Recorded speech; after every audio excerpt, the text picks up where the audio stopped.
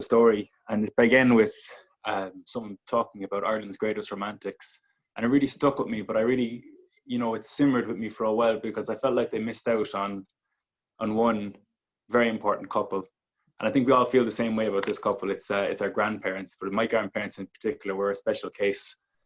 My granddad, he was a bit of a Shanachie in his own right, but a bit of a plica as well, a bit of a messer.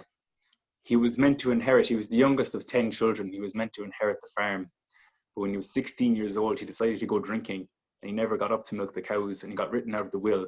And I thought it was a great tragedy of the time, but it was kind of the way of the time. There was very strict rules, and there was no kind of bending. So if you ever went against the wills of your parents at that time, I think you were always going to be doomed. My grandmother, on the other hand, was a remarkable woman. She was one of the first women in Ireland to finish her Leaving Cert and had a complete dedication to education. She ended up becoming a secretary inside in Dwyer's Shoe Shop inside in Cork City, which I'm sure some of you will well remember. A very, very well-respected, high-paying job. But unfortunately, she had the total misfortune of falling in love with my grandfather.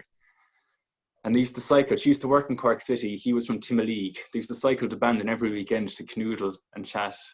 And they'd always be up to the last kiss, the last blink of light, and cycle home in the dark. Can you imagine that, cycling from Timoleague, from Bandon and Bandon to Cork, just to have an old canoodle with an old love? And I thought that was the sweetest thing ever. To give you an idea of their kind of relationship they had, when my mother was growing up, they would go every Christmas to Bandon, and they would go Christmas shopping. And it was the one time in the year you would ever get anything off your parents. My entire parents' family were raised on a small 5-acre farm with one pig. So there was very, very little money to go around.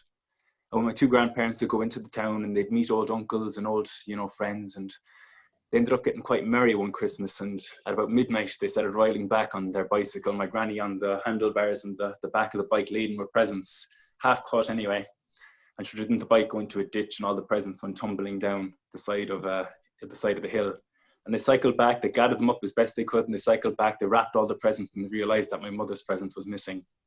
So what did they do? But at 3 o'clock in the morning, with head torches and candles and lanterns, went back out, still drunk out of their absolute minds, went back to the ditch, found the present. It was 2 little dollies in a bunk bed. I got it, wrapped it up, and my mum still has it to this day. I just wanted to show you a little picture of them just before I went on.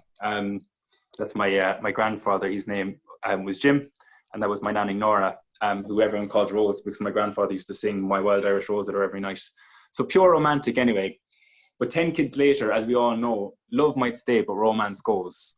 And I think that's the unfortunate case of a lot of people in Ireland. But I still think, there was a bit of real endearment there. They became the kind of couple we all would know, who would go to mass to see who wasn't there. Do you know that kind of couple? And they'd walk down the street and they'd be giving out to each other saying, "You totally embarrassed me the way your zipper was down. And oh, sure, woman, would you toss that but your blouse was on backwards?" And I mean, people just gotten used to it and they loved it, I think. I think they loved how raucous and just in each other's faces the couple were. But my grandfather, he liked to drink like a lot of Irish men would. And he'd go off in the night time anyway, and he'd have a pint of Guinness and a bit of whiskey, and he'd come home and he'd have what we would call episodes.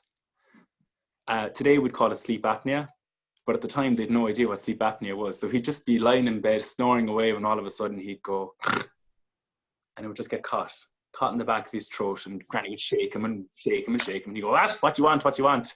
She said, "You're having an episode."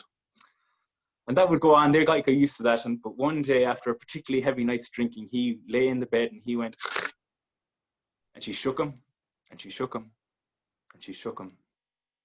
But he didn't wake up. And I think your brain goes into sort of overdrive when something like that happens, when someone you love passes, and you realize that, this person means a lot to a lot of people and not just yourself. So she went about this routine of, preparing for a wake, which was supposed to be a celebration of someone's life. But I suppose the last thing she felt like doing was celebrating and hosting, but sure, that was the way it was. So she got together, she started, collecting, making sandwiches, getting drinks out, pulling the poteen, cleaning the house up and down, up and down, up and down. And she laid a little shrine at the foot of his bed. And she went downstairs to get ready to receive guests, and she called on the priest. And the priest came up and says, takes one look at my grandfather, and she says, Rose, he's gone, I'm sorry. And Rose says, Father O'Connor, is there nothing we can do? And she says, no, all we can do is say a prayer for him. So they said the prayer anyway, and they got ready to prepare the wake.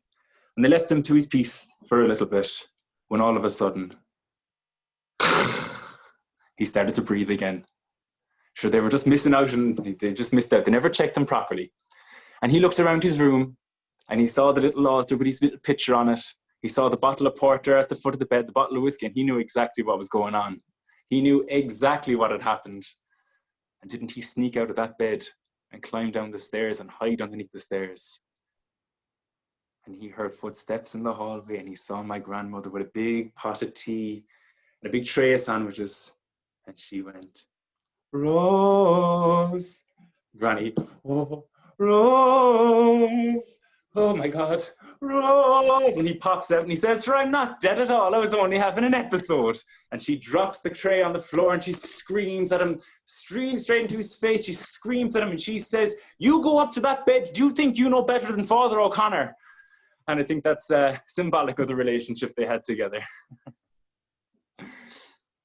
I hope you enjoyed my story.